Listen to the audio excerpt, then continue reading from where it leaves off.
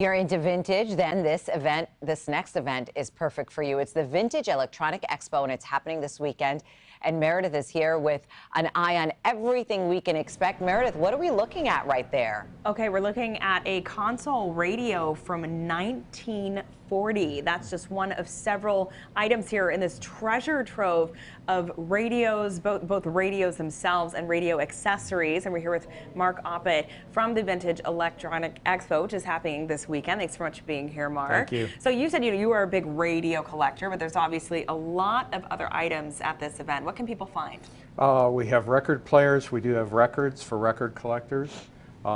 We've got literature, parts, everything that is involved with vintage electronics. All right, so take me through some of your radios, some of your favorites on the table. And by the way, what I don't have here is vintage gaming devices, and those are starting to be collectable. Okay, right. And vintage, from when I was young, gosh. And vintage computers are now a thing. So, you know, we're a big tent organization. Yeah. So what I brought here is a little example of some of the things. I happen to be a radio collector, so I brought mostly radio stuff. So we've got some collectibles here that were actually made in Detroit. Ah, so, neat. Local connection. Exactly. So there was a company called Detrola.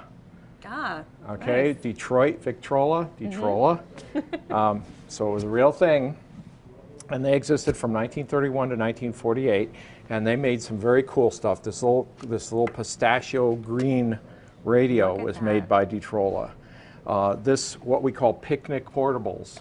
They look like suitcases, and these became very big in 1940. You could carry that, you know, to the beach. Yeah, it does. It looks like a little bag, doesn't it? It does, and this ran on batteries. Oh my gosh. So it has a a battery compartment in the back here, and a cord. You could run it on a cord as well. This is great. So how many vendors are at the event?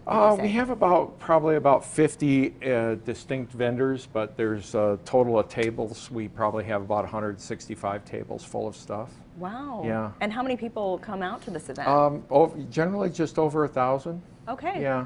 So there's a big market for this. Yes, you know? I'm wondering if some things I have in my basement might be considered vintage. Yes, and the thing is people are always calling us now for the newer stuff, you know, stuff from the 1960s and 70s.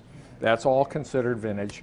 Down here in front we have a 1950s era record player. And of course records just exploded in popularity all over again as a younger generation discovered them recently. Okay, what if someone has an item they want to bring maybe to trade with a vendor? Would you do that? People can bring stuff. They certainly can. They can also they can bring pictures if it's something too big, and we can help them discover what it is that they have, if it has any value, and we can help them as far as getting things serviced. There are a couple of repair shops in the area that specialize in servicing. Okay. I do some, and other collectors I know. Great to know. Yeah. So tell us where it's happening and when. It is at the Southfield the Southfield Pavilion, and that is on Evergreen, just south of the 696 freeway. And this is our logo. This is the Vintage Electronics Expo. I like the shirt. I know. Nice. It's fun, isn't Very it? vintage looking design there. And what hours will it be to? 9 to 4. 9 to 4. This Saturday. All right, and I guess some of these items And it's only $5 admission.